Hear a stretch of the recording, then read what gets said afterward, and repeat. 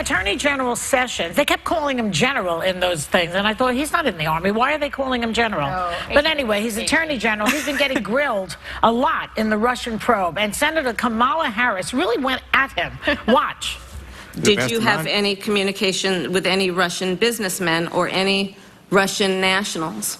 I don't believe I had any conversation with Russian businessmen or Russian nationals. Are you aware of any communications? A lot of people were at the convention. It's conceivable that somebody came up to me. Sir, I have just a few. Well, you let me qualify it. If I don't qualify it, you'll accuse me of lying. So I need to be correct as best I can. I do want you to be honest. And I'm not able to be rushed this fast. It makes me nervous. Whoa. Don't get your panties in a twist, my goodness.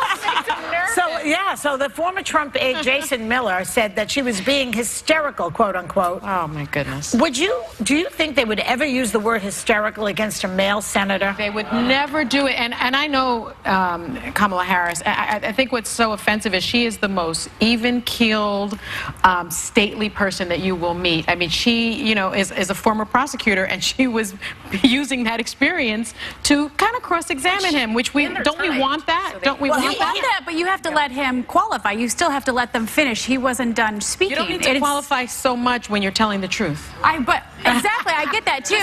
But in this setting, and in this climate, the more information, the better. The more information, the better. So I think you can qualify as much as you need to, and especially considering the source. He was trying to use up the time because each senator doesn't get a lot. Amount of time, so I think they're trying to bang out of it. But the interesting thing about the word hysterical is it's a word with a female baiting history from hystericus, which was once a common medical diagnosis reserved exclusively for women, sending them uncontrollably insane, sometimes causing they would have to perform a hysterectomy. Right. So it's actually just unique to a woman and her uterus. It's a Greek word, hysterical, hysteria, I guess, which means uterus, as in grab them by the, like that. Like that. Yeah, like that. But it is a term with a female only to women. Yeah, that's why hysterectomy means uterus. Yes. There's a rush, though. Like, she doesn't, if you watch her, and I've watched her repeatedly, she doesn't oftentimes let people answer the question. That's a fact. That's her stuff. No, she doesn't let them answer to a point where they're like, can I answer the question? And I just think, look, you need to be really careful, I think, in this country or anywhere when you label everything sexist. She's a big girl. She's smart. She's confident. She's capable. I don't need to feel sorry for her in this situation. And I think when there is real sexism... Her hysterical is sexist. I think that example is the worst. I don't think it was hysterical from any That's fine, but saying, oh, you know how many headlines I read? Oh, she was interrupted. So what? We all get interrupted at this table all the time. They don't do it to men. They don't do it to men. They interrupt men all the time. Not on that committee. They interrupt men all the time. And I think it's hysteria to always label, there's real racism, there's real sexism, there's all of these isms.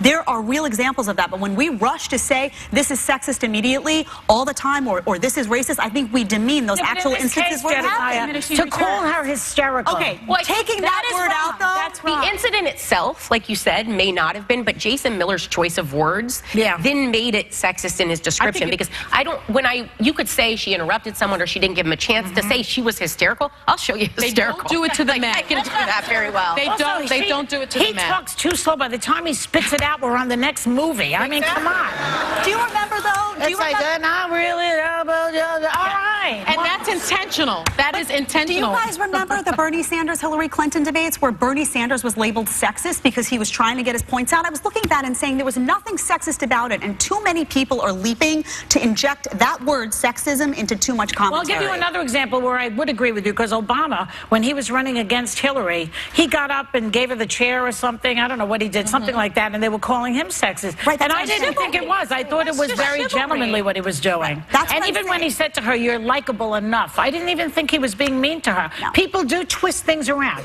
But we're back to Jason Miller calling her hysterical. Yeah, hysterical is And you know what? If they think women are hysterical, the men are the ones who are always crying. John Boehner doesn't stop crying. Remember him? I know.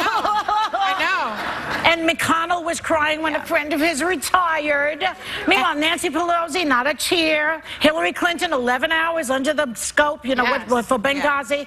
That woman doesn't cry. She's actually charged with not being emotional enough. The men not laugh either, though. I would like to point out a 2015 study conducted by neurologists. Men may very well be more emotional than their female counterparts. The only difference, they hide it better. And you know what else they hide? The fact that they're cheating on their wives. We'll be right back. We're going to discuss that.